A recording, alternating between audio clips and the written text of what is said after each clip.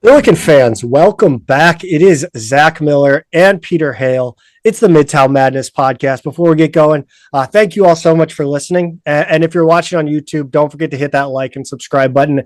By the way, Pete, we have to shout out before we get going the people that jumped on YouTube and watched our last episode. That episode outperformed every video that's on our channel, every episode, except for which totally blew my mind, our interview with Curry Hicks Sage. I did not, looking back, like that one has slowly gone to like it's a lot of views for that one, comparatively speaking, like three times our normal view rate. But yeah, amazing. I would appreciate it if you guys commented, if you got something to say. Subscribing and liking would also be amazing. Anything helps getting us in front of more fans like yourself. We're just a couple of guys who are fans and like to talk.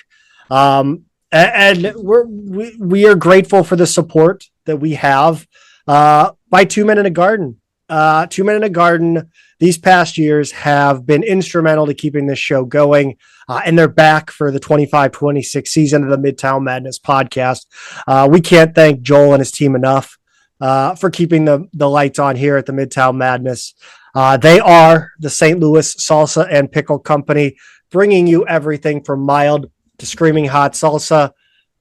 They have mango, sugar-free salsa, pickles from classic dill to smoky barbecue. Pete, I can't believe they haven't come up with like a what is it? The DePere interchange pickles. I can't believe they haven't come up with some sort of play on that St. Louis meme. That's a that's a good point. That is one of my favorite St. Louis images of all time, by the way. They're not there every time. They haven't been there in a long time, which is sad. You can visit them online at 2meninagarden.com. I promise everything. Nothing from 2 Men in a Garden has been sitting out in the sun on a slab of concrete for weeks on end. I promise you that. In fact, it's all delicious. Shop your favorite flavors. Learn more about their Kitchen Hub STL. Don't forget to follow them on social media at 2 Men Salsa on Instagram and Twitter for the latest updates. Peter. The last 2 weeks has been weird to say the least, and I think we'd be remiss to not go back and complete or continue our discussion regarding Darin Hendrickson and the end of his tenure, because it was officially announced, and we're going to get into that. But this is another instance of just SLU athletics getting it wrong. Not even in the action of it, right? Look, there are many reasons to move on from a head coach. That's not the issue here.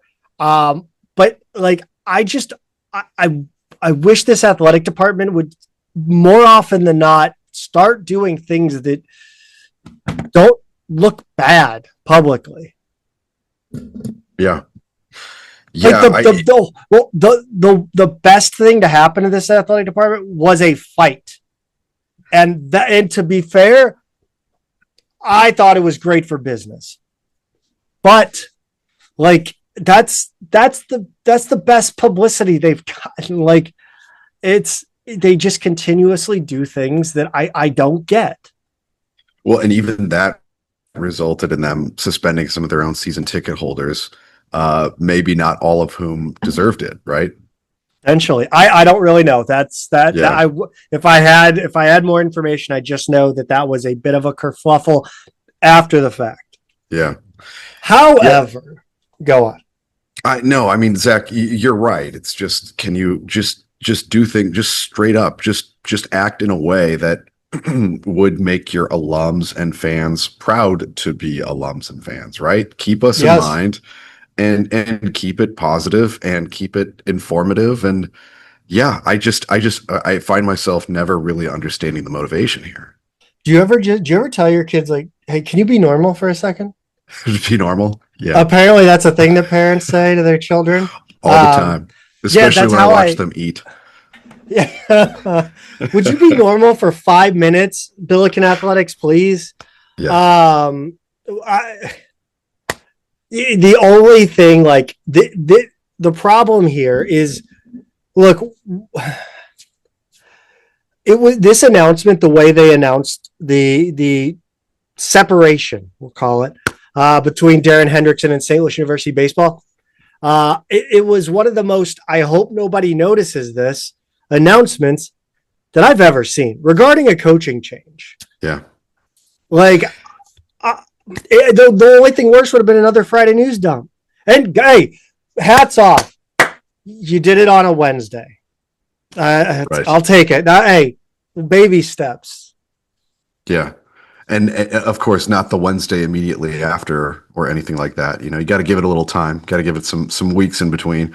We'll get to the announcement itself in a minute, Zach. I mean, the wording of it and everything like that. Yeah. But that's not all we got announced this week, right? That was pretty weird. Yeah, incredible timing continues. Some may call them the metronome of athletic departments. Their timing is impeccable. Yes. They announced the cancellation of the SLU Baseball Golf Tournament. I mean, great. Okay, we kind of. I mean, yeah, makes sense.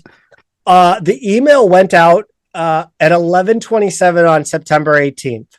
What do you know? What time the golf tournament was scheduled for? You know, based on the timing, you would have to assume about, I don't know, at least a couple weeks, if not a month from that. September 19th at 12:30 p.m. The next day, like so 25 hours. 25 hours. Yeah. 25 hours. Beautifully done. Amazing. I mean, yes. Okay. What's interesting is, here we go. Here's the wording. Dear Billiken baseball alumni and friends, we regret to inform you that the 2025 baseball golf tournament, originally scheduled for Friday, September 19th at Arlington Greens, has been canceled.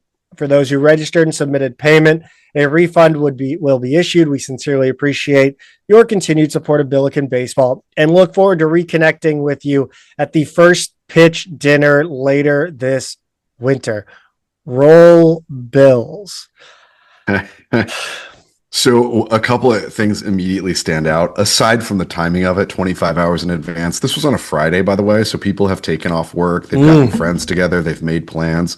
It's not a Saturday where it's like, okay, well, I still have some time this weekend. It's, oh God, what do I do now? Do I go into the office and use the vacation day on something? You know, like there's a whole lot of considerations here. But the other thing that stands out is Arlington Greens is kind of the hometown course for Hendrickson. I don't know if he's a member there or anything like that, but he's a Granite City guy, born and raised. I believe they live in Edwardsville now, or at least his kids went to Edwardsville High School. Arlington Greens is right over there in Granite City. So to me, that is a location that had to do with your head coach that now makes no sense when you get rid of that head coach, right? Yeah. I just, and you think about, you know, the players, the alumni, the baseball alumni that are, you know, maybe they're coming into town. Yeah. Maybe they've got, yeah, that's a good point. I mean, or maybe they're in town already. 3-day weekend, right? Cool. They get to like go have dinner or whatever. Yeah. I was only thinking of locals, but that's a good point. Yeah. People may have traveled for it. I mean, it just, and to throw in a roll Bills there at the end, everything's cool, guys. Yeah. Yeah. Roll Bills. I just don't know, you know, you've already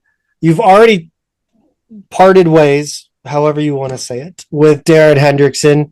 You, by all accounts, everyone that I've talked to that are baseball alumni have said that donor base those are Hendo guys. They aren't Billiken guys.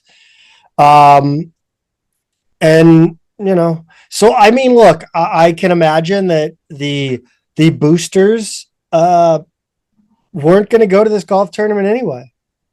Yep. But like, I mean, you know, I hope that the athletic department is doing anything to try to reach out and, talk to these alumni and these boosters and really do whatever it takes to smooth this over, because things are not smooth. No, and I want to get to that point in a minute, Zach. So put a pin in that and remind me. But first, I want to read the official announcement from St. Louis University. Okay, so we got this the evening of Wednesday, September 17th, right? So you said at least it was a Wednesday. It was after hours, but here's what we got. St. Louis University announced today that there has been a change in leadership in the Billiken's baseball program and that Darin Hendrickson is no longer employed at the university. Miles Miller, who has served as an assistant coach and recruiting coordinator the last 2 seasons, has been elevated to interim head coach for the upcoming 2026 season. Quote, "Our primary concern moving forward is to serve our baseball student athletes and coaching staff at the highest of levels," SLU Director of Athletics Chris May said. "Miles is extremely prepared and qualified to lead our program, and we are confident in his ability to guide our student athletes as they strive to meet our strategic objectives. We thank Darin for his contributions to the university and baseball program, and we wish him well in future endeavors." And there's a couple more sentences, Zach, but I want to pause there because I think there's a lot in that quote. That is a meaty quote. Yeah. First of all, I want to, because I think there is a line in there that I take unbelievable issue with. Yeah. And then there's a line that I don't necessarily understand. And that is, they strive to meet our strategic objectives. What the fuck are you talking about? Like, what is a strategic, like, this is sports, man. Like, just strategic, like, this is not, what boardroom are you living in? It's a funny way of putting it because it's such management speak. And you're like, you mean win? You mean like go to the tournament? Like what else is there? That's what the program is supposed to do. And you've had someone who has done that with a program who you haven't backed with big funding, ongoing day-to-day funding for your program without we're going to get into that, without facilities upgrades, both wished and promised, without any of the things that you would need to have a baseball program that is sustainably competitive and appears in the NCAA tournaments. So it's like, if this guy is not aligned with your strategic objectives, what are we missing? What are your strategic objectives just budgetary at this point? I don't understand the strategic objectives. What does that mean? That's not a descriptive word. I really don't like. I am there is an example that I don't want to use because it's loaded with other meaning. Like it's not a tangible thing. Strategic objectives are not like you have to have a strategy, man. You don't have a like your strategic objectives were being met. I would say so. Yeah. Okay. Let me talk. Let me say something. I did something today that I have not done. I've only done one other time. And that is, I listened to the Chris May From the Stands podcast. I've never talked about it. Just as a practice, I don't care. I don't listen to it. It's not for me. Whether or not it's a different athletic director, it's just that style is not what I'm interested in. Okay. I watched the only other time I did watch it was his first episode. It sounded like he was talking with a can and some string, so I turned it off. The production value is fantastic, right? It's a very good production. We are dog shit comparatively. However, the interview with Hendrickson, I opened it up just because I was curious to see what that interpersonal would look like, even on camera. Mm-hmm. And Oh my God. If Darin Hendrickson was not meeting your strategic objectives, I don't like you go like it was the glazing of Darin Hendrickson in this one. I like that, like everything was about, we love this about your program. We love this, and everything's going so great. Yeah. What the fuck? Like, Darin Hendrickson does not just walk into that room and lay his jersey on the table and say, you know what, I'm out. Like, I don't like, why would he host that fundraiser? And then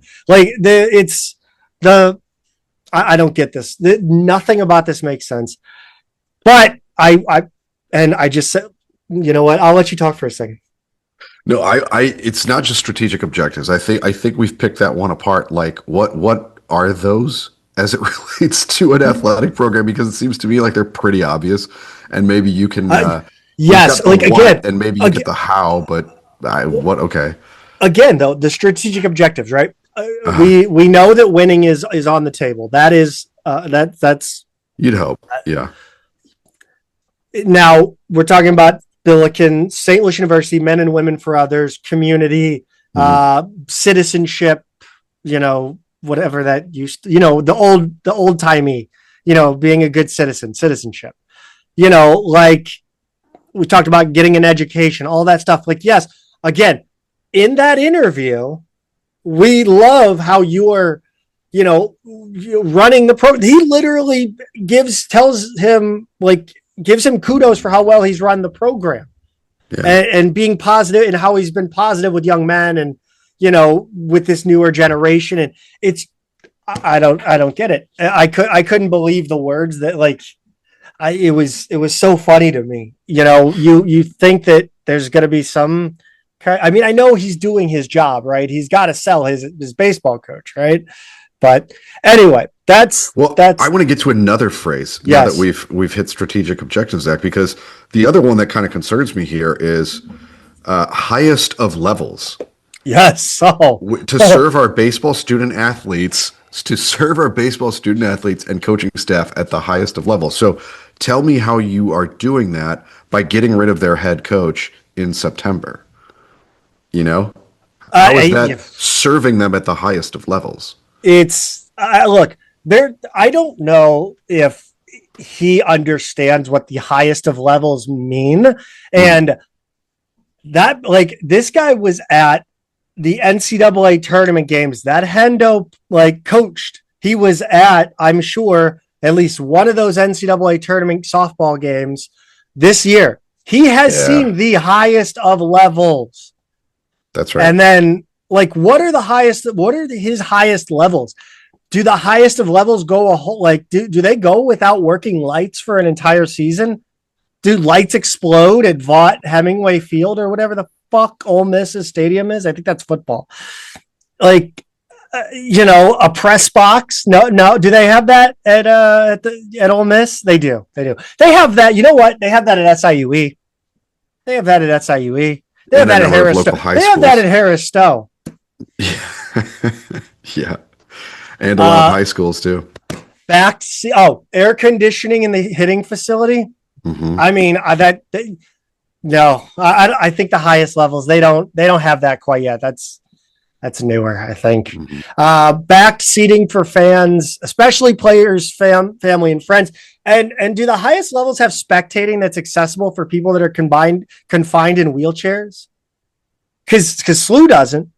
And look, I'm not going to pretend that I'm out here advocating for people with disabilities at all. But dude, your job is to be welcoming to fans. Anybody, you get a student on campus and he has an aunt or uncle or grandma, grandma and grandpa, dude, it doesn't even have to be disability. Grandma and grandpa can't go to a game because they have to walk through the grass and walk up bleachers. Yeah. What is happening? Yeah, Zach. And one of the things that I always has stuck in my memory after we've talked to Hendrickson, on the show before, he's never been asking for the highest level right? Like No. like when you ask him about like kind of the resources and facilities and things like that, the program that he would ask or that he would bring up is Northwestern, Yeah. which is not, it's not Ole Miss, it's not Vanderbilt or any of the SEC like crazy facilities that they have. He's like, what about a more modest facility in a Mhm. place that has 4 real seasons like we do in St. Louis? And so I've looked at Northwestern before and kind of like, what does their baseball facility look like? And it's very nice, but it's way scaled down to what the biggest, Yes. best in college baseball are. So people need to keep in mind that when we hear Chris May say highest level, it's never been an unrealistic expectation from the fans, from No. What, like, the players, or Hendrickson himself. It's always been like, let's move to something comparable to this, just comparable to this, right? not even, not like, I'm thinking, like, when you say the highest of levels, not only have you been serving them at anywhere close to the highest of levels, Mm-hmm. like, they've never asked for that, like you said. Like, Yeah. it is like, we're not, nobody's asking for that. You could, like, I don't even know what you, like, just don't say that. Like, Yeah. it's like, literally, if you take the, you know, state of the artness of a really good, like, where the baseball tournament was held. Yeah. Take that, just do that minus a few things, you know, Right. trim the patio here and there. Like, Yeah. it's very simple. The facility It's that I like, happened to see in person last week, by the way, coincidentally.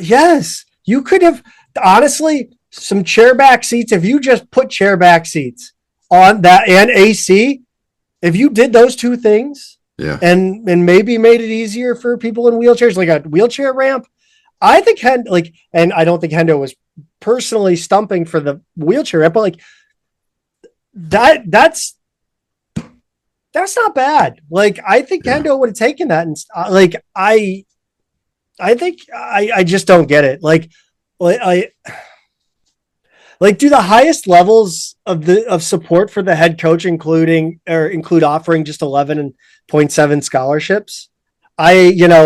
I'm not saying we need to fill a full scholarship team, but like, come on, at least 9 players in a pitching staff.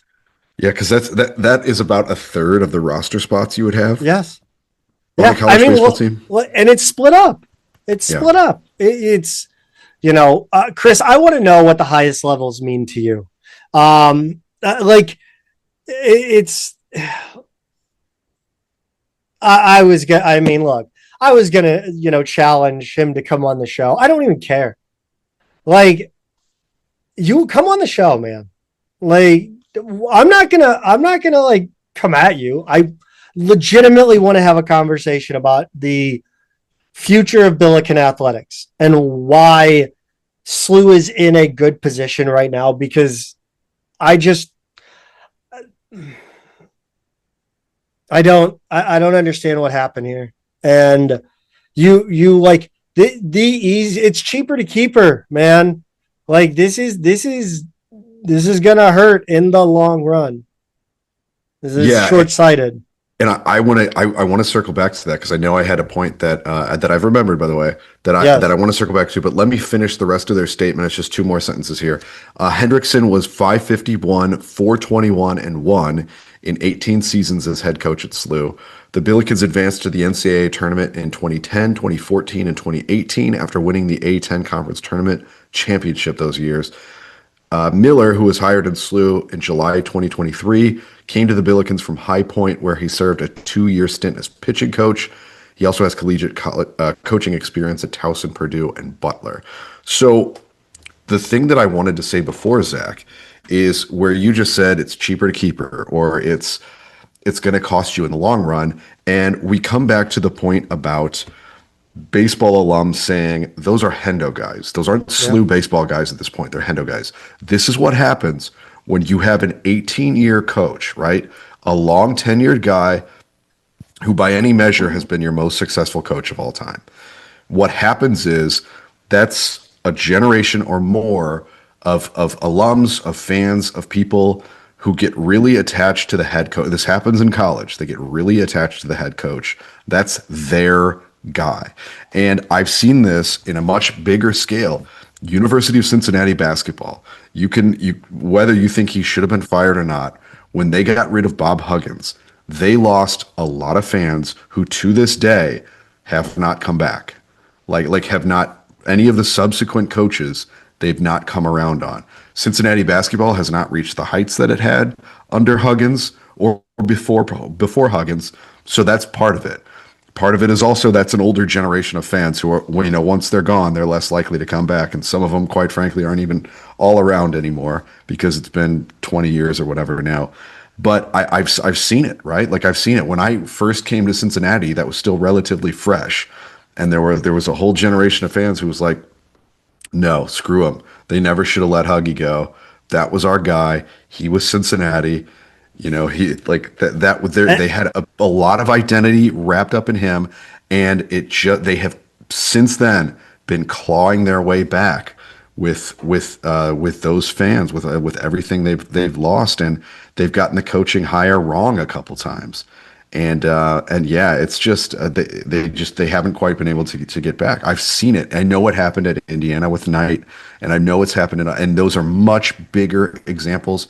You could go on all day. But you had, and with those examples, to your point, is that you had some fallback. Yes. Like there was room to fall back on. I don't see how there's any room to fall back here. Like it by and large, it was being fully like supported by alumni and donations that were being solicited by Darin Hendrickson. Like there was not a lot of support there by donors that were not baseball donors.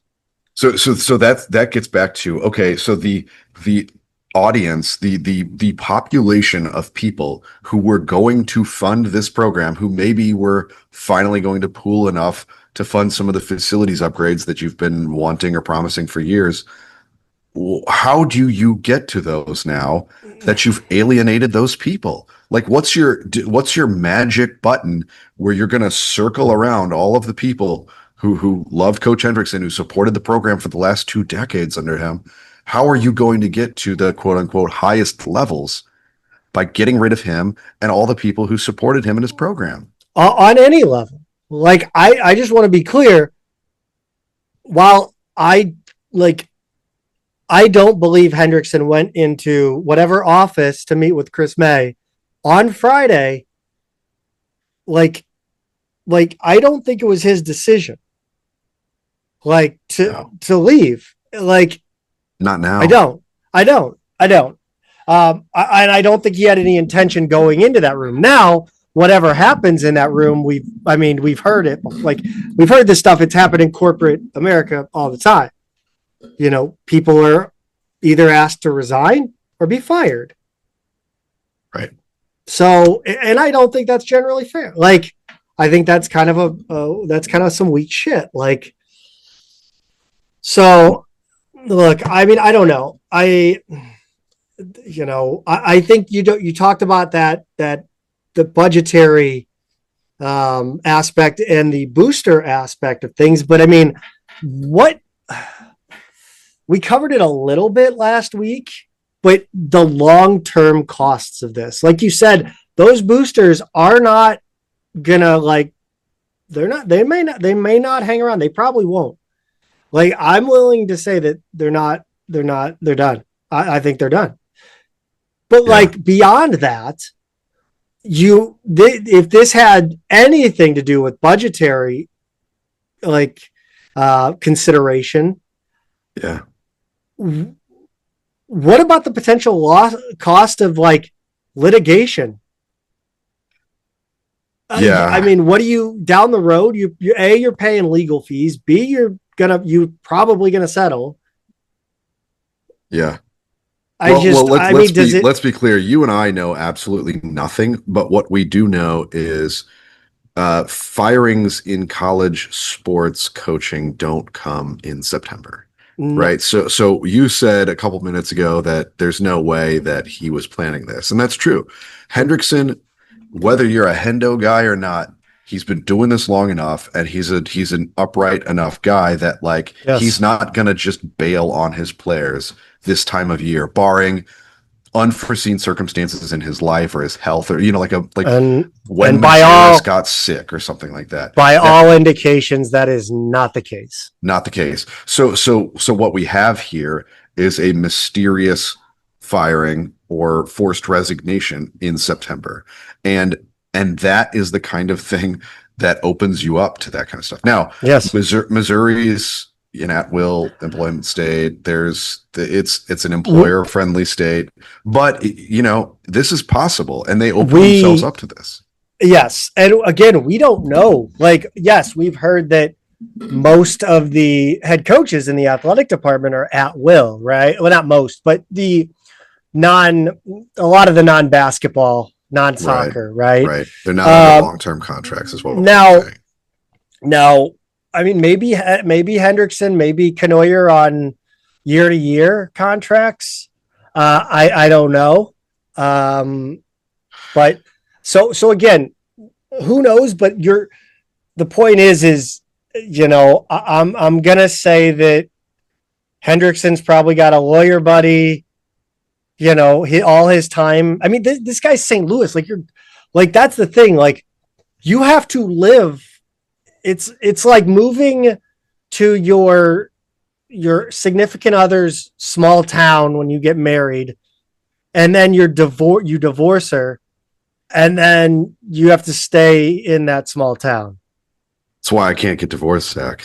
That's true. That's true. I can't. Cincinnati's tiny. I'm stuck here. But like you're stuck trying to convince. Like he worked for he was a pitcher, like the BP pitcher for the Cardinals for years. Yeah. Like that, I'm sure his friends over at the Cardinals aren't going to love that. Yeah. Yeah, it's funny because like I don't want to make him sound like a Don because he's not like it's not like he's getting all his friends, but like you have to do business in this city in a sport that he was very popular in. Yeah. And look, I want to say again, we have no idea. We're just trying to think of this from every angle, like all of the things that this could, all of the ways that and this how could it come looks back to SLU, how it looks, who are the different people they're alienating, what are they opening themselves up to, legally or publicity wise. That's what we're trying to do here, is just try and figure out all of this. But, I had a conversation with a few other friends, Zach, because they were kind of like, well, maybe it's not the worst thing for Hendrickson. Maybe he can go get an SEC assistant job for this season and then go back to head coaching somewhere else. And it's like, I get what you're saying, but at the same time, with the exception of the 4 or so seasons that he spent at Central Missouri, he really has been St. Louis area based for his entire career and his entire life. And not to mention, like his kids, one of them is playing ball at Lincoln Land Community College up in Springfield. The other one is an assistant coach at McKendree across the river. So they're close by. I think I want to say he's got a middle daughter, right? And she's not too far away. Like, so the point is, they're still very much St. Louis based, Illinois based. There's not a very big set of available jobs, that he wouldn't have to really move for. And so that's why this is a really life altering event in a way that it's not easy for them, even though, the kids are grown and moved on and doing their own thing. That this is where his life is. And this is disruptive, at the very least, I would say. And I think it's, I don't get it. It doesn't make sense. It's cheaper to keep her. You put $1 million into that facility, and I think, it doesn't make sense to it's going to take a while to get this program. I mean, I don't see it. I don't know, man. I'm kind of like, I just don't know where it goes from here. I think with the best case scenario for SLU with the people who donate to this program they're going to give it a few years to kind of see how things go. That's their best case. Yeah. You said the more likely case, which is they're just going, I'm done. If this is how it's run there, I'm done. In all likelihood, they're going to give it a few years. And for some of them, that may mean it's going to take another athletic director. You said it, not me. Again, all angles, Zach. We're thinking about all angles here. Yeah, look, I don't. What does it say to your coaches? Yeah, on staff. I mean, look, like you want to look down the list of, I mean, I know we can talk about Halliburton. He was the longest tenured. Zich, he was the longest tenured before Stuckey, and then it was Hendo. Yeah. Now Hendrickson was the last non-Chris May hire. Correct. I would be remiss if I didn't, notice that we were, hiring really young coaches, and we shouldn't be having this problem. Like, this is, I'm done talking about it. We can move because I'm just gonna keep fumbling over my words because I don't know what else to say. Like, I just think this is absolutely the most ridiculous thing I've ever seen. And I hope, I hope SLU Baseball, I hope Miles Miller does well. Obviously, I hope he does great. Of course. I hope he's the next Katie Shields, which, by the way, don't forget that Chris May didn't want to hire Katie Shields. Did I say that out loud? Yes, I did. Well, you hope for that. You hope you've got lightning in a bottle, and we're going to root for him because he did nothing wrong, right? He was an assistant. It's not like there's some kind of ouster that he was behind or anything like that. He did nothing wrong. Yeah, he doesn't deserve our ire just for being the replacement. Yeah, no. No, not at all. And to the Billiken baseball players, I mean, man, yeah. I hope that this is a whole nother group of, guys that aren't going to look too fondly on, their alma mater if they do end up finishing. The seniors, man. It's crazy. Like they're guys that are in their last year here, right? Look, if you're going to sit here, this is what I'm going to end it on. If you're going to sit here and say you are going, your primary concern moving forward is to serve our baseball student athletes and coaching staff at the highest level, that should have been your primary concern 2 or 3 weeks ago. Yeah.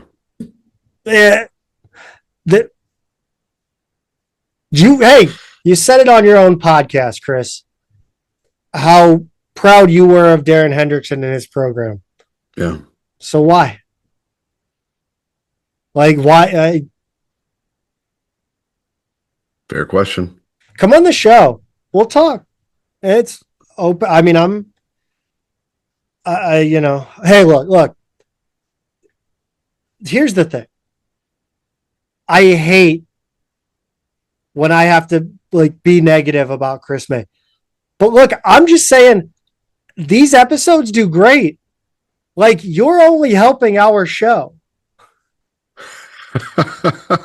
Our episodes do great under 3 circumstances. Billiken basketball is playing. Billiken basketball is doing well. Some absolute bullshit in the athletic department.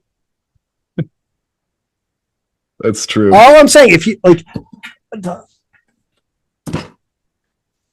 so look, I'd rather us be hitting 1,000 listeners because the Billikens are in the NCAA tournament.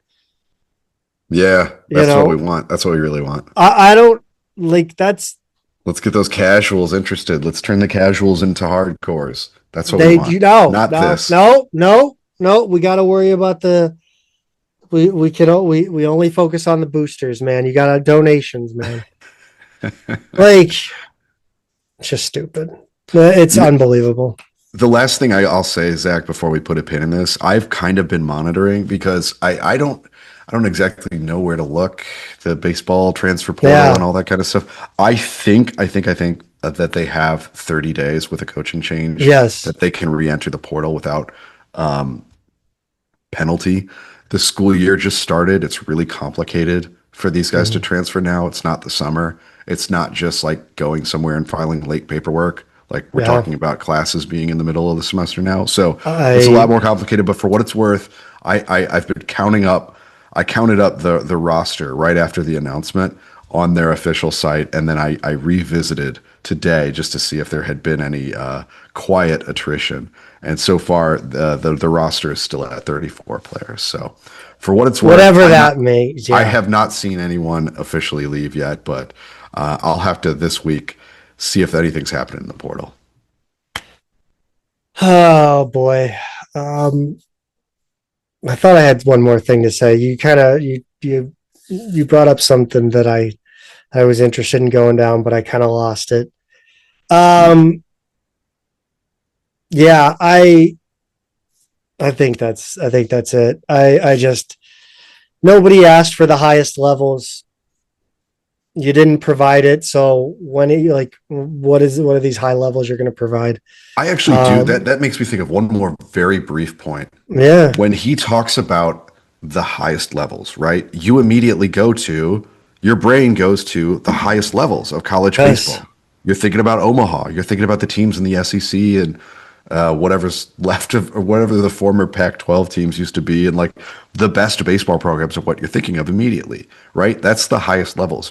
There is a way in 2025 that an athletic director can speak to the fans of the program like they're not idiots, and not just give them these platitudes, and not give them management speak, and not just give them these empty phrases.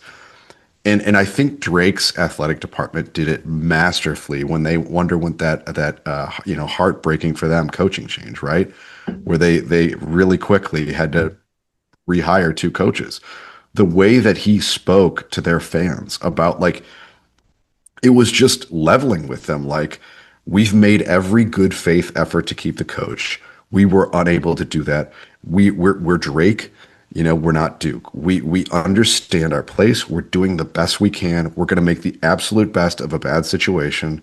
It was just so refreshing to hear someone be realistic, reasonable, assertive, and everything you want. And they've made these coaching changes, and the program keeps staying competitive.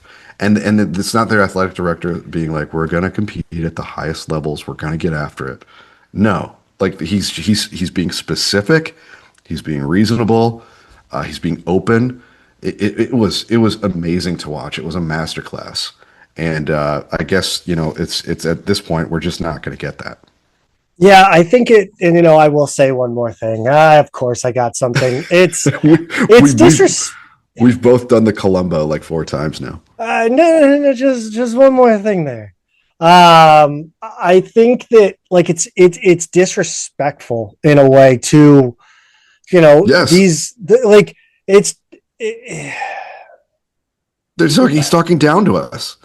Yeah. I mean, he's talking out to anyone. I don't need to give you anything because you're idiots or you're worthless. I mean, sure. We'll go with that. You're more fired up on this than I've been. I mean, it's just like, why are you speaking to me like this? Like, yes. I don't have the internet. Like, I'm just like don't just put like just the emptiest prose, quotes into your. It's just like you have, like, it's a straight up lie. Yeah. I just don't know. Like, he is a liar. He is. I have now called Chris May a liar. He's a liar. I'm sorry. Like, the highest levels, dude. I'll give him the grace that he is saying that again as a figure of speech. But, like, you're in a business where figure of speech, like, you have, like, that's tangible. That word, like, that descriptor is tangible. Like, I can go look it up. Yes. Yeah. It's ridiculous. I want to see Billiken athletics thrive, and it's It's not good. Not good stuff. Yeah. Let's talk about men's basketball, where things have been going pretty well. Overall, Zach, I would say, yeah. There's. By the way, hold on. We had the Kawhi Leonard no-show job. I think we have the second biggest no-show job in the NBA this season, right here. Yeah. So it's complicated, right? It's complicated, but we're talking about Yuri Collins right now. Per Michael Skoda, who broke this week, quote, the Brooklyn Nets signed Yuri Collins to a partially guaranteed standard NBA contract, sources told Hoops Hype. He will earn $85,300 guaranteed. He's expected to be waived, and that money will count against the cap. Similar deal to DeAndre Davis and David Mwoka, who were waived. So Yuri gets that money, and it sounds like he's just gonna get it and go. The reason that's a little more complicated, though, according to Joel Hall, who likes to chime in on this NBA stuff, he seems to have more of an understanding of how it works. The Long Island Nets acquired the rights to Collins earlier, so this contract basically serves as an Exhibit 10 contract. Collins will be playing for the Nets if he stays in the G League. A rebuilding organization is a good place for him. Zach, you and I always say it, the NBA is just complicated. I'll never understand how it all works, but I think this move really is basically to get the Nets to the salary floor. I don't know how they exactly pick the guys who get the honor of getting a decent 5-figure salary just to be fuck waived. off check.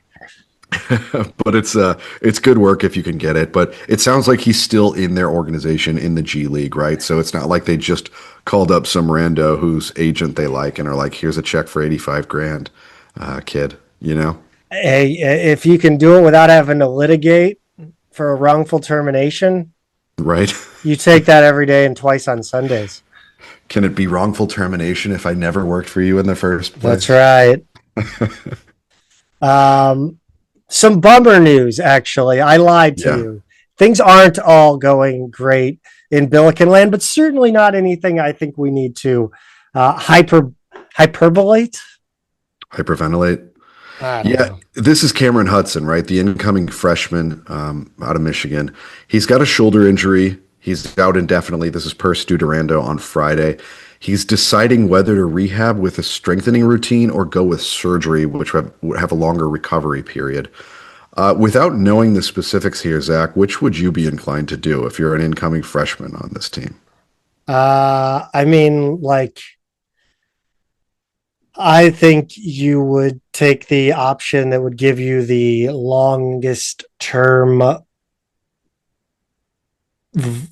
viability, I guess, like the thing that'll be the more permanent fix or the safest fix. I think you've got time here.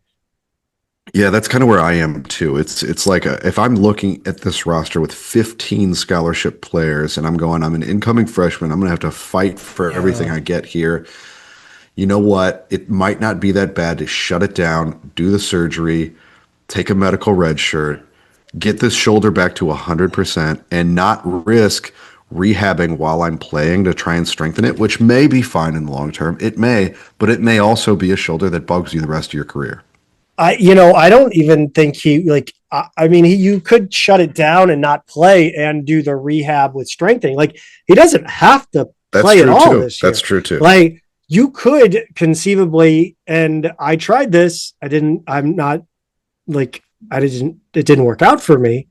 But I tried to do strengthening on my knee and rehab it that way. And it was just something that turned out to not be rehabable. It was scar tissue. So, look, I think he has enough time to be, say, hey, let's try, let's go for a few months. Let's do the rehab strengthening, see where we get with it. Yeah. Now, does that affect his, being out too long then? Like, you don't want to be away from the game for an extended period of time. Mm-hmm. Whether that be for, that's just, finding the game again. You look at like the Sincere Parkers, the Javante Perkins, like they were out for a long time and they came back and like, they didn't quite have it. So Right. I mean, I would maybe be inclined to start with that strengthening routine. And then, if that 2 months down the road, if you're in season and it's not going well, like take the surgery.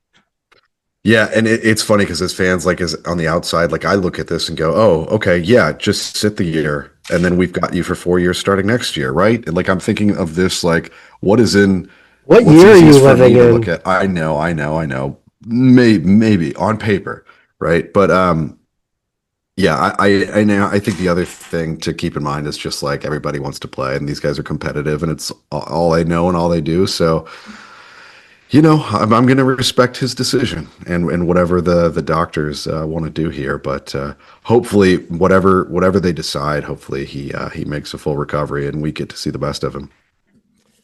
Recruiting, Pete.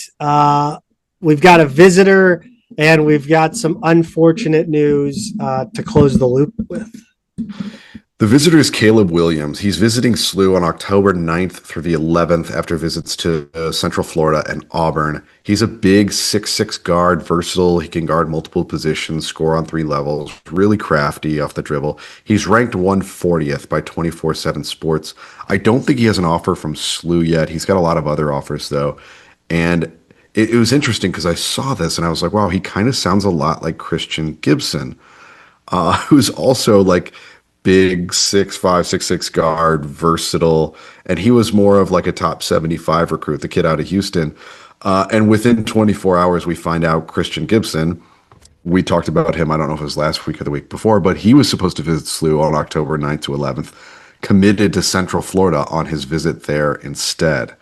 And it's really funny because if he commits to Central Florida, and this guy, Caleb Williams, is supposed to go to Central Florida, I think next weekend, it's odd to me that they would still have room for both. So I don't know if he's going to be a priority at UCF anymore. But then he still goes to Auburn before SLU, so it's complicated. But anyway, Christian Gibson out, and maybe Caleb Williams in. Caleb Williams, by the way, trying to do recruiting research on him pretty hard because Caleb Williams, as it turns out, is a name that has been taken previously by other athletes. Do we need to do like a Screen Actors Guild type thing? He's got to go by like C.W. Caleb C. Williams. Right, exactly. So yeah, Caleb Williams, pretty common name. Closing the loop on a couple others in addition to Christian Gibson, Jackson Terry is a 6'6" guard, another big guard from Boston. He had an offer from SLU, committed to Loyola on Friday, so we're going to see a lot of him coming up. I like him. I think he's pretty good. I just never got the idea that we were really in that one in a big way. But Zach, I've got the worst one I've got. This is one that we were involved in a big way. We were in his top 5. He was supposed to visit SLU this week as we speak, the end of this week, like Friday. Aiden Chronister, the kid from Arkansas, committed to Mizzou on his visit there this weekend. Mizzou was in his top 5. I want to say it was Wake Forest, SLU, Arkansas State, and what was the other? Colorado or Oklahoma State. In his top 5, really, really good player, top 75 kid, more of a wing. But yeah, the fact that he goes to Mizzou a week before SLU, commits there without even hitting our campus. I mean, for an official visit anyway, he's been on campus before. That one, that got to me. I felt like we were in a good place with him. So unfortunate loss to Mizzou on that one. Basketball is almost back here, Pete, like officially. The first official basketball practice Monday. That is when the NCAA calendar shifts. Yep. 20 hours of practice a week. It's great. It's that, what is it? 40. That's a lot. 2 days before the season can start or something like that. So it's whatever the rule is now, that they could shift to the 20 hours a week. So yeah, it's this week. It's exciting. They're going to be fully practicing again. It's getting close, Zach. It's getting close. And to show how close it is getting, we've got Billiken Madness coming up. Yeah. Friday, September 26th, homecoming weekend. Pete, I have not been to a game since Hendrickson's firing. And I don't know if I'm going to go to this. Oh, I see. Voting with your dollars. I might be. Not that I gave a lot of dollars in the first place, which also, like, I mean, we've learned that, like, the athletic department has no interest for fans who don't give X amount of dollars, right? So yeah, look, Friday the 26th, homecoming weekend. We both think this Billiken basketball team has a chance to be something special. This is an opportunity that SLU rarely takes. And Yeah. I'm skeptical here. I don't know if they're going to actually look, Okay. Go ahead. Doors at 6, event starts at 6:30. The Olive Compton garage is free to park in for the event. They're going to have face painters, balloon artists, stuff like that in the concourse for the kids. Meet and greet after the event. This one, Zach, I think they did something like this last year. It's both the men's and women's programs involved, right? So it's not a true midnight madness kind of thing, but it's the Friday, the first week of practice. And I don't know, they're doing something to get out there. Yeah, we've talked about this a little bit, and I think we should revisit the expectations. Look, you put this on the schedule, so it's on the schedule. It's on the schedule release graphic. This is another opportunity to pull the fans back in that are still skeptical. You have a lot of people that aren't renewing. They don't know. You have to.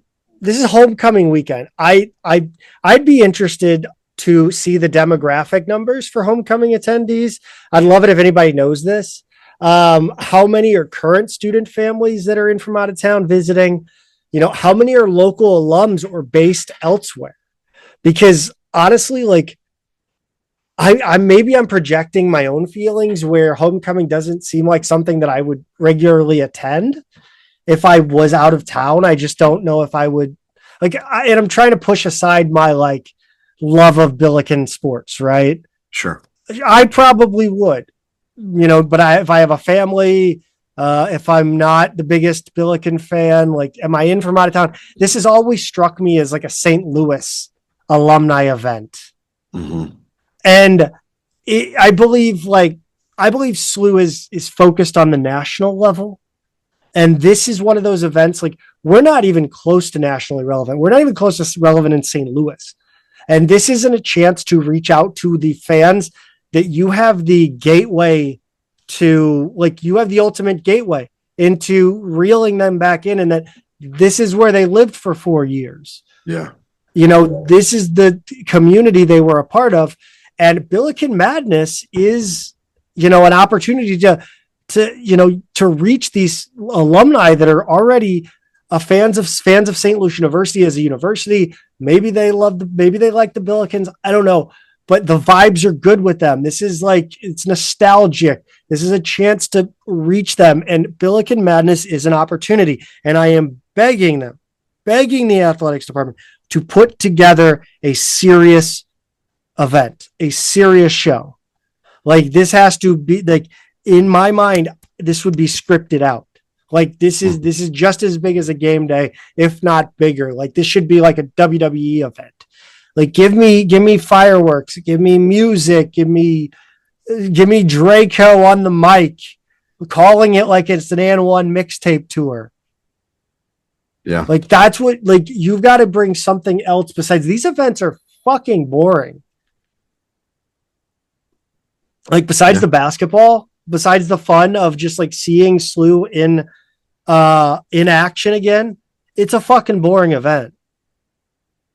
Bring the fucking noise. Yeah. Do something creative, get out there. And you don't have to do a dunk contest. Look, we all are worried about injuries. Do something I don't know. I don't know what it is. It's not my job to know what that is, but this is a chance to put on a show. I know that.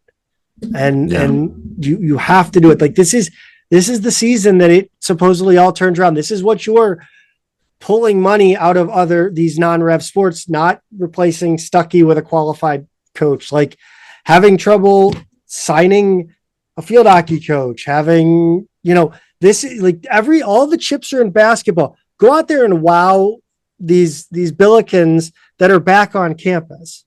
Yeah. You say it's not your job to know what it is, all the other things to make these things fun and more entertaining. But you know what? You can steal ideas from other basketball programs who are really good at this. Yes. You do like a more madness type event. Like if you just like last year, yes, like, okay, you go to Rupp Arena, you go to this, you go to that. Like you don't even have to do that tonight. You're a Jayhawks fan tonight, whatever it is. Go to their event. Write down everything you see, and let's come back and just take the best stuff. Figure out how to scale it down, because obviously, sure, right, obviously, yes.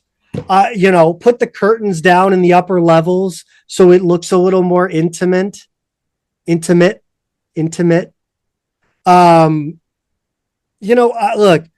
yes, like you said, but go to the small towns, like learn from these. The MVC programs, they connect with their fans in a weird way that I don't understand. They do, man. Go to the Big East.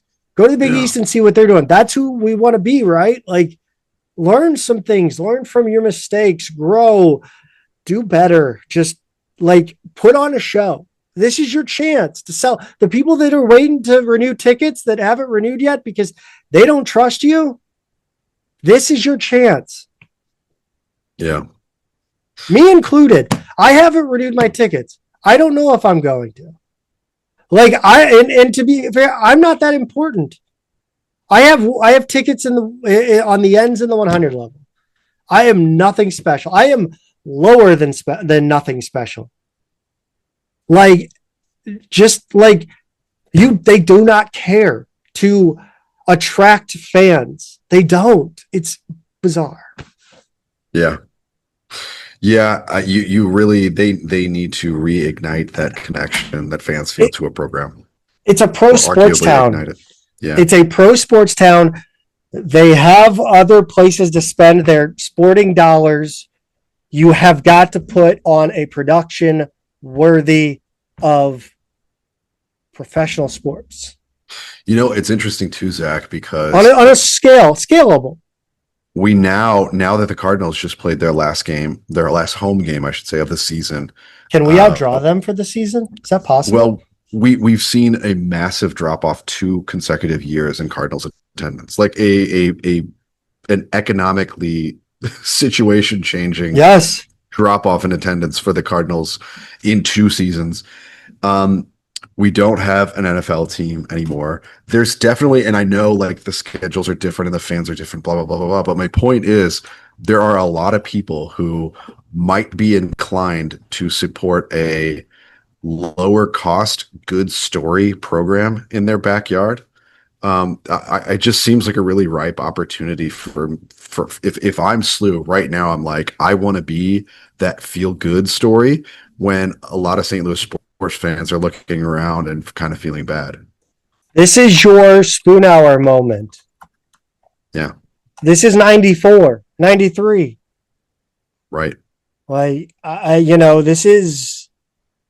there's an opening. City's bad. The Blues are reloading, whatever the fuck they're doing.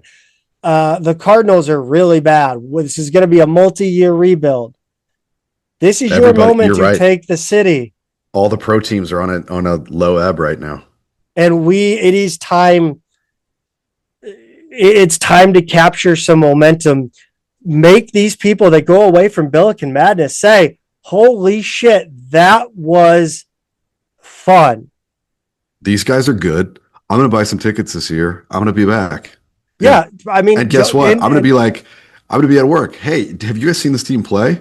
They're legit. Yeah. Do you know Kareem Abdul-Jabbar still here? And they surrounded him with a bunch of shooters. It's great. Like, I've got people messaging, how's SLU going to be? How's SLU going to be? Like, that happens to more people than just me. Like, every person that's a Billiken fan is the Billiken fan and their friends. Yeah. Like, that's like they're the Billiken fan at work. That's their role. Like, yes. So people are going to ask them, like, put on a show. Put on a show for Billiken Madness. Put it on for every game day. Also, still a chance to do a little charity stuff.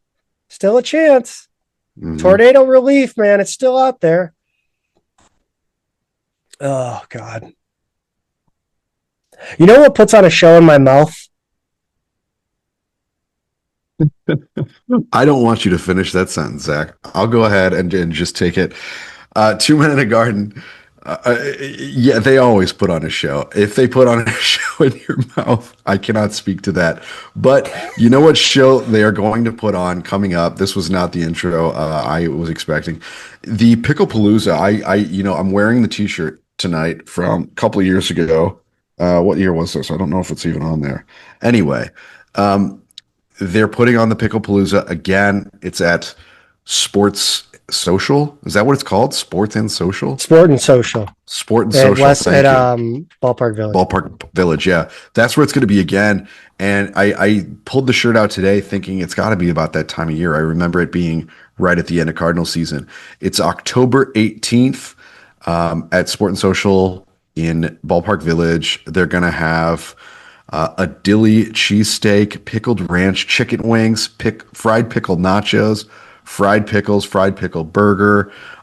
Tickets include your first drink, access to pickle vendors, pickleball courts, of course, pickle food and drink menus, some of what I already outlined there, face painting, bounce house contests. If you're a pickle fan, you got to get down there on October 18th. Go to Picklepalooza, 2 Men in a Garden, heavily involved there, and I think you'll like the event. It's a great time. Head down there October 18th. Check out details on their social media and head to 2meninthegarden.com for all of your salsa and pickle needs. Hey, let's head over to men's soccer. They are ranked number 7 in the United Soccer Coaches Poll, number 19 by Top Drawer Soccer. Those morons over at Top Drawer Soccer don't know what the fuck they're talking about. Well, maybe they just don't know. They don't score enough goals, Zach. This week they kicked off the week. How'd they go and celebrate that top 10 ranking, Zach, by tying Missouri State just a few hours after those rankings came out. 1-1 on Tuesday the 16th at home. It's not a bad result. No. Missouri State's not a bad team, but it's kind of like, it'd have been nice to have a win right after that. This may, one of those things where you're like, you think that one thing's unique to your city, but it's not really. Every city has like a corner build, like one of those wedge buildings, like everyone. This is one of those things where it's like proximity biases. Do we always, like, it seems like every time we get any sort of expectations on the programs, whether it be soccer, basketball, whatever, so they just kind of falls flat on its face. It does feel like that. It feels like every time we've hit like a ranking or a really high ranking or something like that, it's just the kiss of death. I'm sure a lot of other programs feel that way. And I'm sure it's not even close to true. It feels true though. It does. It does. And both goals, Zach, came in pretty quick succession early in the second half. 53rd minute started with a long throw in from Jackson Delkus. Quentin Blair, he got up and almost got a head on it from one angle. It looked like he did, but instead it bounced to Nick Schramm. He got a side volley for his first career goal. Schramm, for his part, actually said it flicked off somebody's head and came right to me, so it was pretty nice. I saw two angles, and I'm not sure Blair actually caught a piece of it. But Missouri State equalized like 4 minutes later. Danielle Arakri of Missouri State tied it. A cross came in. SLU's defense deflected it out of the box right to him, waiting right there. He fired it inside the left post. And that was Zach. That was Zach. Tie game, couldn't get out of it after that. I don't know. It was just one of those games where really, really wanted this win. I think the pro game of any sport has gotten me thinking that every time a ref goes to VAR, it's going to be overturned. And I think that in college sports, it really shows how like we're getting in real time what these refs or these umpires or whatever are feeling about their own call. Yeah. Like they are second guessing themselves. So It's very interesting to see them go to VAR and find out that, they made the right call. It's a bit different than having it called from like for a fifth guy or a group of people. So we saw that 3 times in this game. He went to the booth, didn't overturn one of them, and we've seen it in the women's side too. It seems like every time that they've gone over to the tent, all they do is uphold the call. So maybe if nothing else, they're just trying to give people more confidence in what they're actually doing out there, and maybe they're trying to condition fans like, hey, we don't want you calling for VAR because there's a low probability that we're actually going to overturn it. The one bright spot, I think, of this game, the point was that Fumiya Shiraishi did not score in this one. He has been on a tear this season so far. 4 goals for Missouri State. Yeah. Wait, no, he's got 8 goals. Yeah, I was just going to say 8 goals on the season. He's one of the leading scorers in the country. Yes, this year. So yeah, including 4 against Seattle, 2 against Penn State, 2 against Temple. I mean, this is not a bad Missouri State team, but that is a sensational attacker, as Bill McDermott would say, sensational. Yeah, and you know, clearly it was part of their strategy to shut him down. Unfortunate bounce led to the goal from the other guy, but yeah, to their credit, they did shut him down. Zach, you thought Jack DiMaria looked good in this one and can, right? Yeah, I mean the kid is ridiculous, but no, I thought he had a good game in this one. He hunted down a turnover, converted it into a corner. Like you could see, like he just got frenetic all of a sudden and was, following the ball, and he just hunted it down. Like he just was like, I'm gonna get this back. Right. It was really, really impressive. I really like this kid a lot. I think he's got this team, man. This team has a lot of skill. Yeah, a lot of skill. They really do. DiMaria is fun to watch. I like him a lot. Zavi O'Neal, SLU was feeding him and letting him go 1v1 with the Missouri State wing back. They didn't really get anything out of it, though. I just thought it was an interesting strategy, to keep going with that. He is electric as well. I love watching him kind of patrol the wings and try to cut in on his defender. The shots, 8-7 Billikens. There was just 2-2 at halftime. And you mentioned they shut down Fuyashi. Sure. Why did I try to say his name without being on it? Shiraishi. And he had 0 shots, registered 0 shots in this one. So full marks to the Billiken defense. Shots on goal were 3-3. SLU had 9 corners to Missouri State's 1. 7 of those Billiken corners came in the second half. The Billikens have got to get more dangerous from set pieces if they are going to win the A-10. SLU committed 11 fouls to Missouri State 6. Gershon Henry and Nick Schramm had yellows. The Bears had 1. 5 straight games against the guys from Springfield in which the match ends in a tie.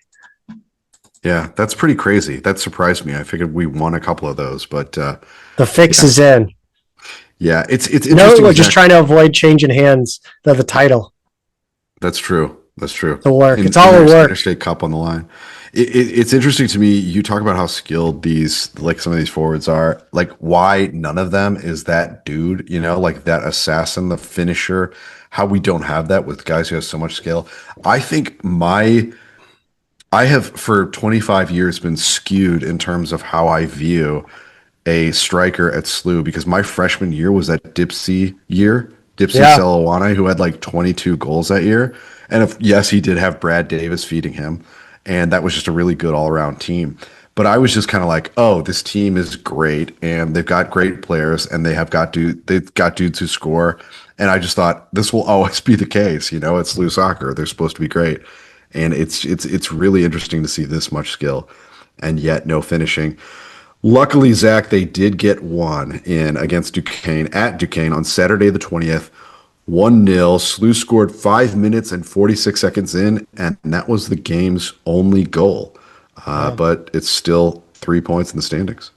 Yeah. By the way, I really like Duquesne's setup on the others on the far side of their field with the like concrete levels where you can sit. I think that's cool.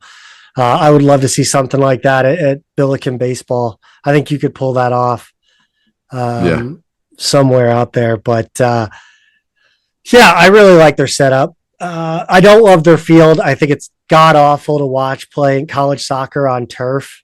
I think it's horrible. And with all the stripes from the other sports. Yeah, it's just the ball, like the bounce is just way too high. The way it skips along. But I watched this. I missed this one actually. I watched. I was supposed to go to the balloon races. That never happened.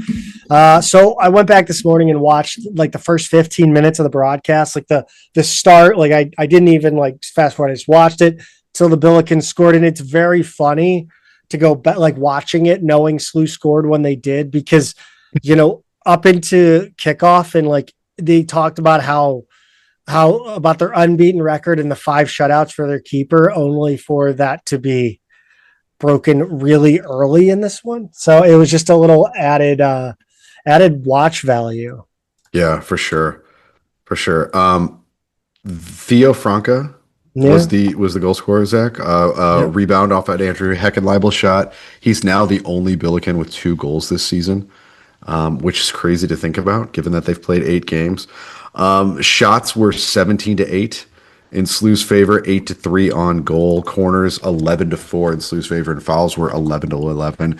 You'd like to think SLU would win this by more than a goal, but it was on the road. Duquesne was actually unbeaten coming into this game. They're way better than they normally are. But the other thing is, I guess when you get that early goal, you kind of set the tone. You choose how to play, and if you're SLU and you're just not conceding goals this season, they're probably pretty confident with a 1-goal lead, right? I'd still not be too angry if they got that second goal.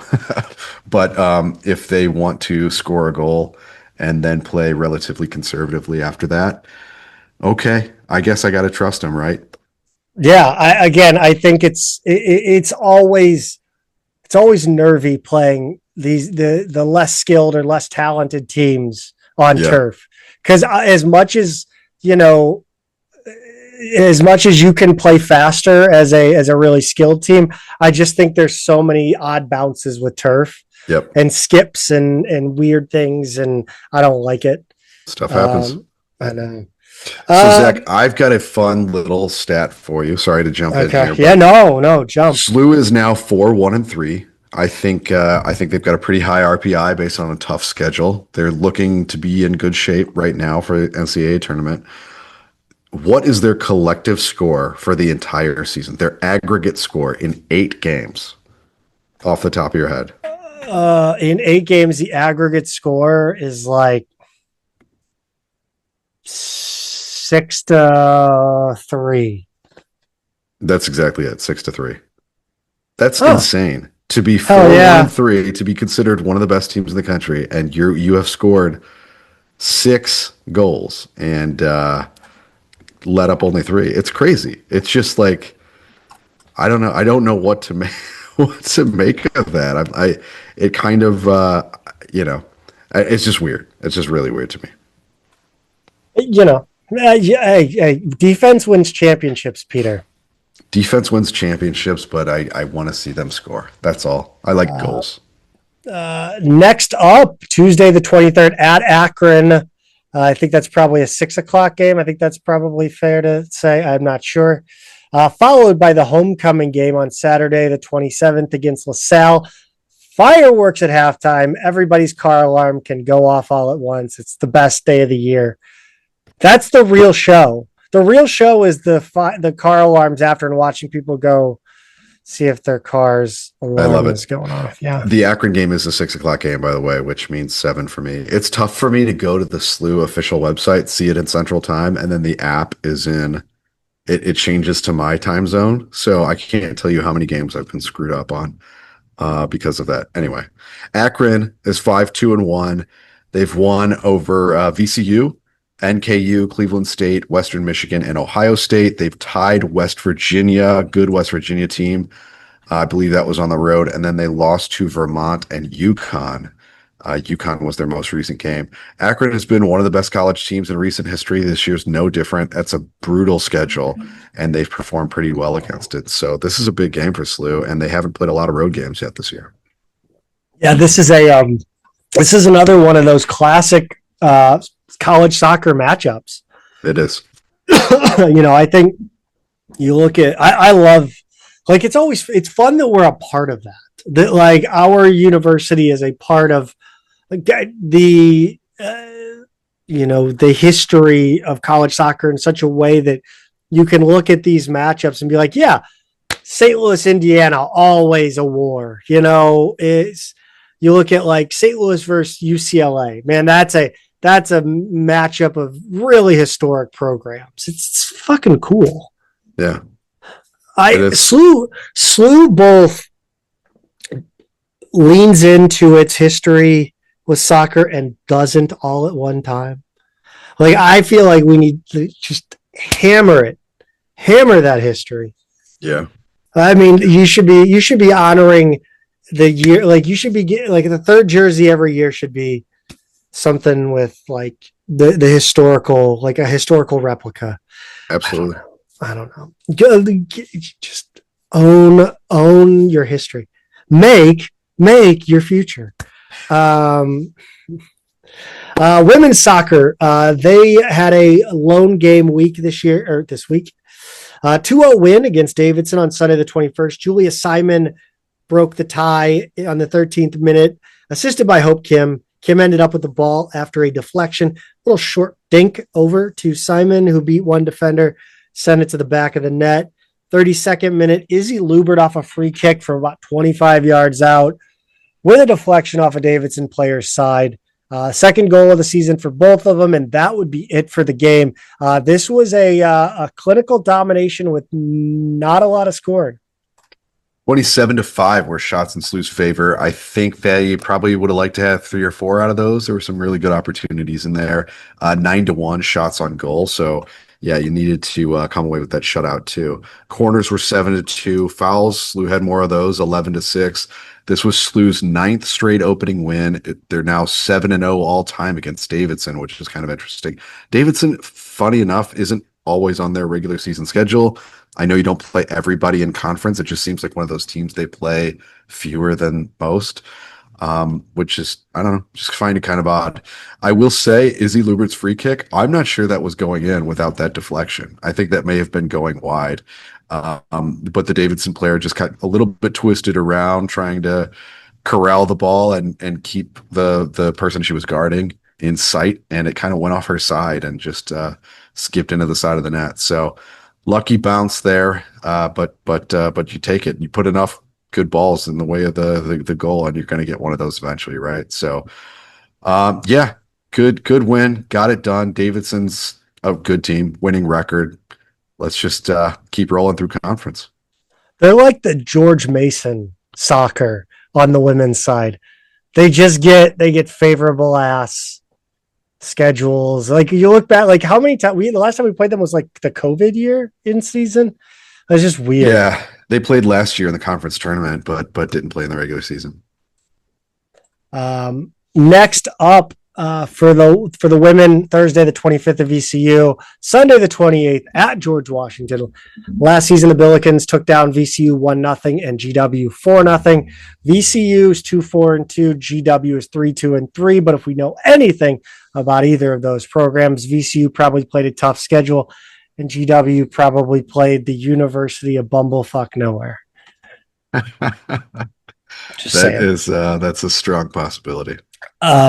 Pete, we need to get into this weekend in volleyball. I first need to bitch and complain to Andrea Beatty Kane. The Missouri Challenge is by far the lamest name of a tournament I've ever heard. I mean, the Interstate Showdown, Mo Madness. The Show Me State. Mo Mayhem. Mo Madness presented by the Midtown Madness Podcast. I like that. Yeah. Or, I think Mo Mayhem. Mo Mayhem. That's fun. Because I think what's going to happen is it's going to rotate schools. Yeah. And I guess it'll be the D1 schools who are not Mizzou, basically, right? I mean, I think at some point that they want to get Mizzou, but, Yeah. It's a cool I think event, though. dude, it's totally sweet. Like, you can't tell me you can't get FanDuel on board for this, right? I have no idea. I don't know what FanDuel But no, is. like, I'm just saying, like, I feel like that you've got to be able to sell this to some local. Like, somebody's got this. Seems like a fun ass that like made for TV tournament to me. It does. I mean, volleyball is a great TV product. It is that seems relatively untapped, and the fact that you're right. That's a good point. Like a regional sports broadcaster looking to fill some programming, maybe. I mean, that's fun as hell. They're pulling. I mean, sports are like we are still in. Surprisingly, I don't know when this is going to end, but we are in the golden age for niche sports here. Like, let's find get this in front of people. This is a fun event. I think it's a bunch of schools that are, they're good matchups, local matchups, packed pavilion for the most part. I think it's save for the Kansas City game, but to be honest, Kansas City's kind of ass. But like, I thought it was a great event, and I can't wait to see more of it going forward. Because this was an unbelievable weekend for Billiken volleyball. It was really crazy. It was. Yeah, we should do another video. We should do another video breaking down the last few points, because Colin Surrey tweeted out the last 5 points from each game. We should go. We should go watch that, and it was really cool. We should do another video for that. They started the Missouri Challenge with a 3-2 win over Missouri State on Thursday. 21-25, 25-13, 25-11, 23-25, 15-13. SLU got out to early leads in the first three set, but let the first one get away. 8-1 in the second, 11-1 in the third to start was too much for Missouri State. The fourth one was close. They were tied at 15. It was nip and tuck from there. And then SLU took another big early lead in the last one. Mm-hmm. Got a little too close for comfort before they iced it. But Zach, you can't say enough about the freshmen on these teams. They're just fearless. They are. Ellie Rink had an unbelievable weekend. This one, 29 kills. Most by an A10 freshman this season. 11 digs, 2 block assists, and an ace. Her third double-double. Tamia Maddox, 14 kills, 11 digs, first career double-double. Lucy Rankin had 4 aces. Sophomore Chloe Mon she had 24 kills? No, it has to be digs. Digs. I think I wrote kills by mistake. Sorry. I was like, holy shit, Chloe Mon has absolute fucking hops. Yep, wrong word there. Oof. Yeah, but great performance by the young Billikens. And then on Friday, Zach, this was an all-timer. I was able to catch the end of this one. I got most of the fourth and fifth sets here. It was a 3-2 win over Kansas City on Friday, an absolute all-timer, the reverse sweep. Facing match point in the third, SLU pulled it out, prevented the sweep, and eventually went on to win. They faced 5 match points overall. 17 service errors for SLU to just 6 for Kansas City. So that's the kind of thing that kept this maybe a little tighter, a little more nerve-wracking than it should have been. But it was exciting. Yeah, I think that's one of those things. The service errors are one of the things that I kind of disagree with. I think Beatty runs a very aggressive service game, and I just think I think you've got a lot of. I think you can get away with. I think it would be. I think a more conservative service game would that's just how I feel. Anyway, you called this an all-timer, Pete. I don't disagree with you at all. As far as exciting sports games go, this was as good as it can get. It would get better. It's almost as good as it can get because it got better the next day. But I think, had they not pulled this off, it really would have been a bad loss. Now, do we really give a shit about bad losses? Not particularly, because this is a sport where you have to win your conference tournament to make the tournament, the NCAA tournament. So, we don't really care. This is preseason, as I talked about it, I think last episode, when Ann Cordes would talk about the preseason versus the season, preseason be non-conference. Sure. But it was an incredible comeback for a young team. It's one of those games where it's 3 p.m. on a Saturday. They just played the night before. Right. They're playing a bum Kansas City team. They're 1-10. Young and maybe immature and stupid or whatever. Young and dumb, right? We all were. Their heads just not into it. Still are. Some of us. And I think, you learn a lesson and you come away with the win. Yeah. Yeah. I think there's a lot. I mean, look, me calling it an all-timer, number one, is I caught the end of this, right? It's like, so I saw them down, like coming, I think it was. You're talking in a vacuum, which is absolutely correct. They were, I think I turned this on when they were finishing out the third set, right? So that made it 2-1. And then I watched the whole fourth and fifth. So what I saw was this thing swing the complete opposite way. I didn't miss the beginning when they were losing.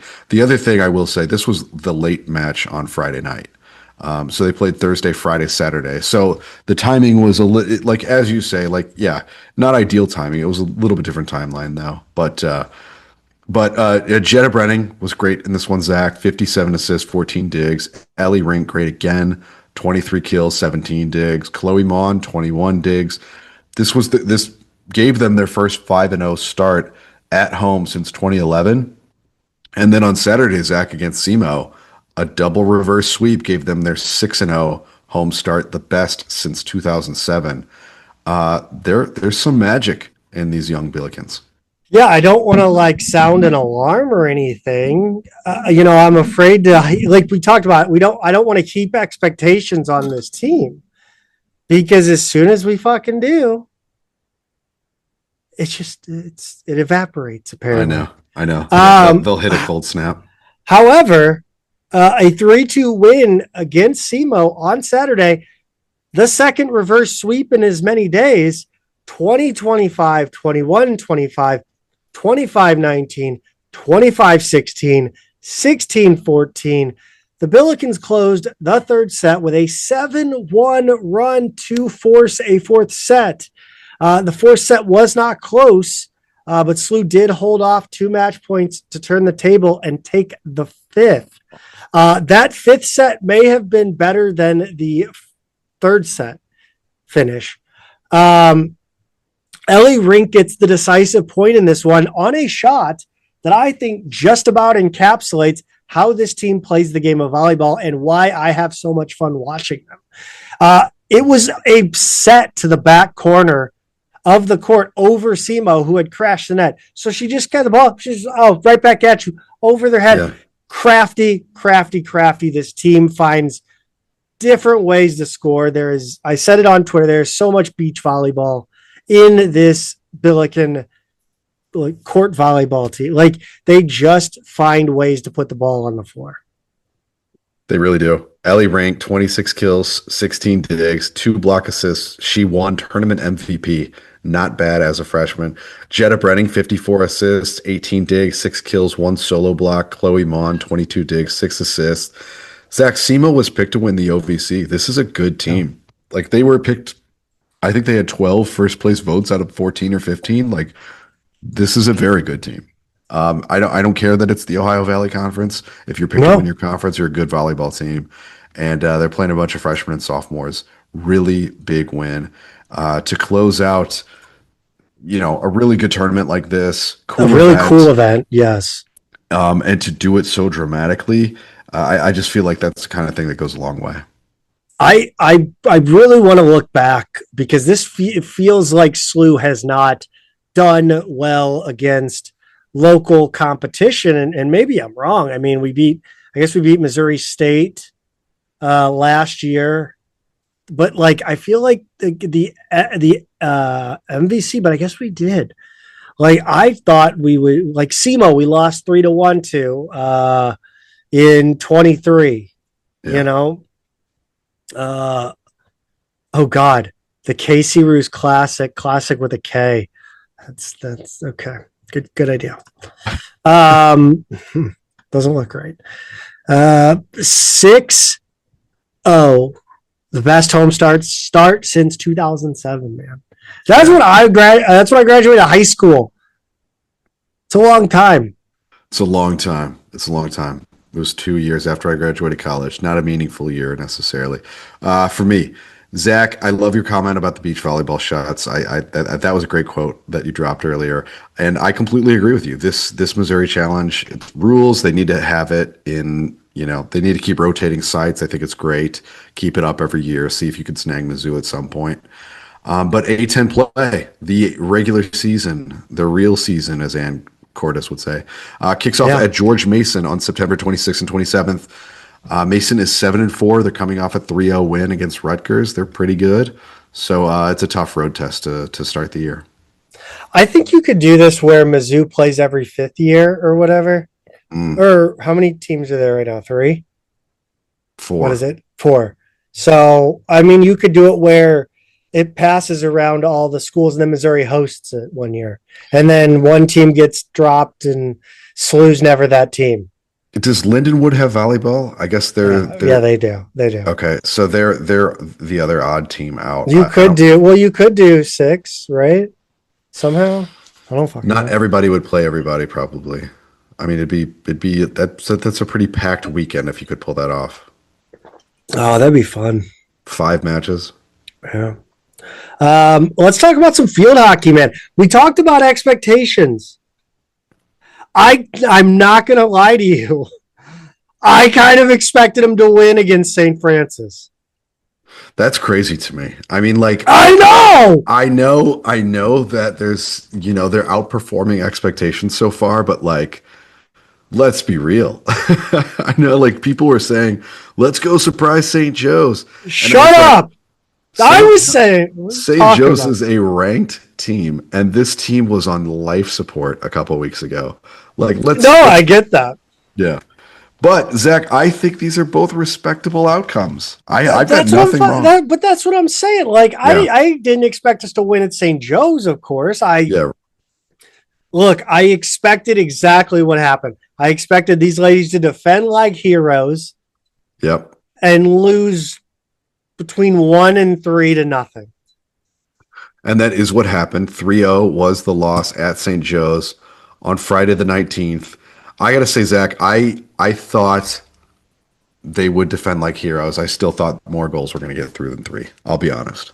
Yeah. Look, I'm not saying, look, maybe St. Joe's didn't have their best game, but SLU and their absolute brass balls in this one. The defensive end was incredible. They were so good. Penalty corner after penalty corner. Look, I'm not going to sugarcoat this. SLU was they could have just left the gloves and the masks on. They could have just played in those because it was like what? How many was it? How many penalty corners? 22-1. 22-1. It's crazy. And let's talk about Abby Shallow. Yeah, she was unbelievable. 18 saves. She faced 21 shots on goal. SLU only had 1 shot on the day, 0 on goal. Those 21 shots on goal came from a total of 41 shots for St. Joe's. So this was just a firing squad. It was a really tough situation. But somehow, Zach, it was only 1-0 at halftime. And at the start of the third quarter, 3-0, obviously the final score. They got a couple in the fourth, but like to be down 1-0 after 3 quarters of this is that's a heroic last stand. It was very impressive. I know, the St. Joe's announcers were certainly impressed with the way the Billikens play defense in this one. Yeah. I was hoping we'd steal one, but I mean, this game, SLU didn't get across. I mean, I don't know how we got that 1 shot. I'm not going to lie. That's a fucking generous Doug Magelhaga shot recording. Yeah. Interpretation of the. Yes. Right. Shout out Doug Mack. 1-0 loss at St. Francis, Sunday the 21st. And Pete, I'm telling you, I went into this game. thinking that SLU could win this. I thought we were. I thought we could win this. I would have placed a bet if I could have. I think St. Francis, from what I could gather, kind of looking at their results and opponents and stuff like that, looked to me more like a kind of top half A10 team, but not like not ranked, not St. Joe's, but like maybe the third or fourth team in the A10, like a Davidson, or a VCU, or a VCU, yeah. So I thought, okay, this is not a game that we would be expected to win, but there's actually a realistic shot of competition here, the way that there wouldn't be against St. Joe's or somebody who's ranked above St. Joe's. St. Francis scored in the second quarter. That was it for the scoring.